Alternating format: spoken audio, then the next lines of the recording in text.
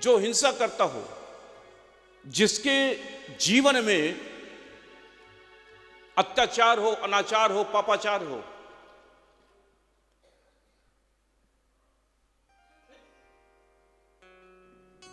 Number 2 की कमाई हो, वहां पे कलयुग वास करता है। ध्यान रखें।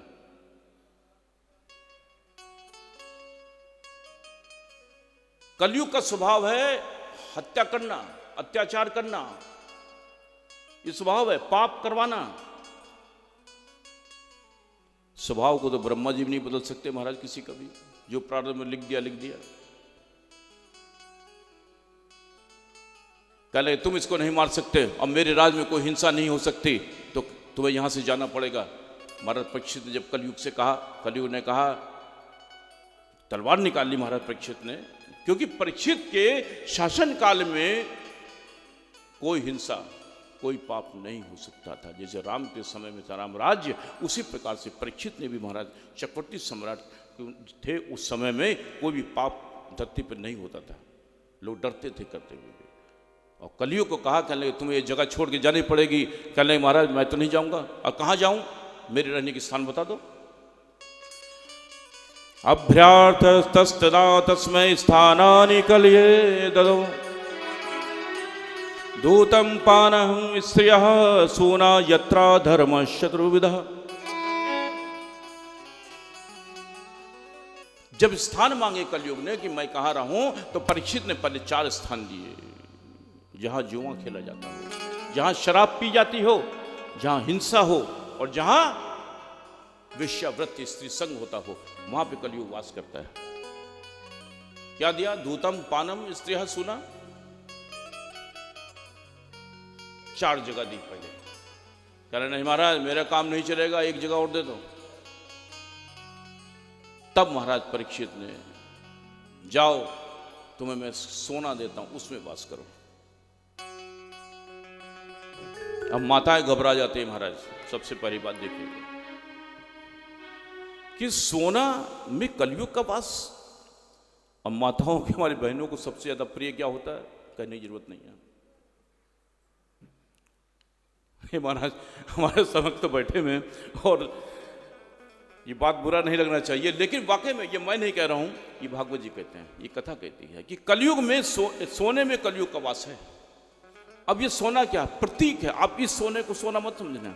माता डर जाती, मैं डरा नहीं रहा हूं, सोना पहनो, आभूषण अच्छा है। नंबर 2 की पति के द्वारा कमाई की गया, उससे खरीदा हुआ सोना, वो नंबर 2 का है। और जहां नंबर 2 की कमाई होगी, वहां पर कलयुग तुम्हें छोड़ेगा नहीं, परेशान करके रख देगा। अब कहो महाराज नंबर 1 तो हमारा 10,000 तो महीना कमाते हैं, सोना खरीदेगी पेट बने अपना।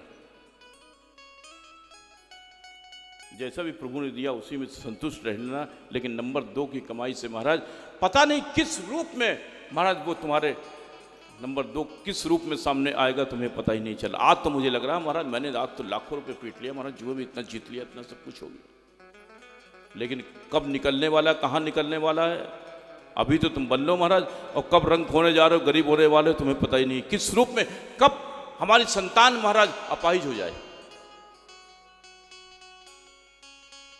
बच्चे हमारे योग्य ना निकले, बच्चों की शादियां ना हो। कहां कहां कलयुग का प्रभाव आता है। जहां नंबर 2 की है उसके जीवन में कभी शांति नहीं होती। ऊपर से तो वैभव दिख रहा है, सुख दिख रहा है, लेकिन जो नंबर 1 में जो शांति है नंबर 2 में नहीं है, ये गारंटी तो है। प्रेम से बोलो जय श्री राधे। तो नंबर 2 से बचें। लेकिन एक ने कहा, रिश्ते की बात हुई, गए अपने बिटिया के लिए, बेटा देखने के लिए, लड़का देखने के लिए गए। महाराज ये बताओ तो कमाता कितना है? कहने महाराज कमा लेता है 25,000 रुपया तनख्वाह मिलती है, अभी लगा है।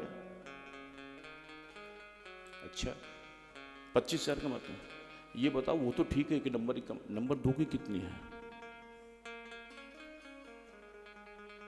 नंबर 2 की कमाई पूछ रहा है, ये नंबर 1 से संतुष्ट नहीं है, ईमानदारी की कमाई पर नहीं, नंबर 2 की कितना, इतना बताओ। अगर नंबर 2 की है तो मैं अभी विवाह कर दूंगा लड़की के। तो नंबर 2 जहां चलेगा तो महाराज भगवान ने भी कहेंगे अब तो नंबर 2 ही में रहे, 1 नंबर मेरे पास आने की जरूरत नहीं है। प्रेम से बोलो जय श्री राधे। तो सोने में भी कलयुग का वास है। सोना एक प्रतीक है, एक रूपक में बात मैंने कही है। सोना हमारा क्या है, वो है नंबर 2। नंबर 1 से सोने के अगर कम पहन लो वस्त्र, कम पहन लो गहना, लेकिन हो नंबर 1 का, नंबर 2 नहीं पहनना। इसलिए कलयुग वहां पर तुरंत वास करेगा। कलयुग में भी तो 5 जगह कलयुग को रहने को दी। धूतम पानम इत्यादि सोना चतुर्थ, ये बताया मैंने आपको। जहां जुआ खेला जाता हो, जहां स्त्री संग होता हो, ये चीज बताई। शराब पी जाती हो, वेश्यावृत्ति की जाती हो, और 5वां स्थान सोना, नंबर 2, यहां पर कलयुग होता है वास। महाराज श्रृंगी ऋषि का इधर 5 चीजें दी कलयुग को रहने के लिए, और वो जगह मिल गई। इन्हीं में कलयुग रहता है जाकर के। परीक्षित ने जो धर्म के 3 चरण छूट गए थे महाराज, टूटे हुए थे, उनको फिर से जोड़ दिया। तपस्या, शौच, दया, पृथ्वी का संवर्धन किया। श्रृंगी ऋषि का श्राप मिला आखिर में परीक्षित को। परीक्षित को एक बार जंगल में जा रहे थे, उनको प्यास लगी। कथा इस प्रकार से है। प्यास लगी, समीक मुनि के आश्रम में गए। समीक मुनि ध्यान में बैठे थे भगवान के। परीक्षित को चाहिए था, गुरुवर अगर ध्यान में बैठे हैं तो पानी, अगर तुम्हें प्यास लगी है तो पानी चुपचाप पियो और अपनी प्यास को बुझा लो। होना यही चाहिए था, गुरु को डिस्टर्ब करने की आवश्यकता नहीं है। लेकिन कलयुग ने सोचा, महाराज जिस समय उन्होंने सोना दिया तो सोना, महाराज जो परीक्षित के मुकुट पे जो लगा हुआ था सोने का जो मुकुट, उसी समय कलयुग उसी में प्रवेश कर जाता है। और जो मुकुट पहना हुआ है परीक्षित ने, उसमें कलयुग है। उस समय जब समीक अपने गुरु के दर्शन करने के लिए गए, प्यास लगी, तो अपमान भी किया कलयुग ने। ये परीक्षित ने नहीं किया, ये कलयुग के द्वारा उस सोने का जो मुकुट में जो कलयुग बैठा है, उसने अपमान करवा दिया। परीक्षित तो राम जैसे राजा थे महाराज, उनके द्वारा राम मतलब ही नहीं कोई अपमान, गुरु का अपमान हो।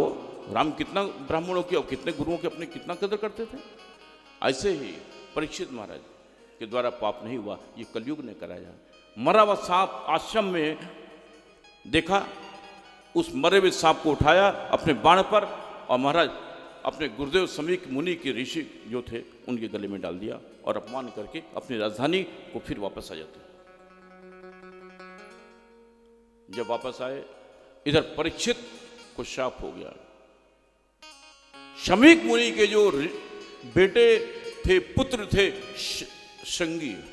श्रृंगी ऋषि द्वारा श्राप हुआ कि जिसने भी मेरे पिता का इतना बड़ा अपमान किया है, उसकी ठीक आज से 7वें दिन मृत्यु हो जाएगी, तक्षक नाग डस लेने से।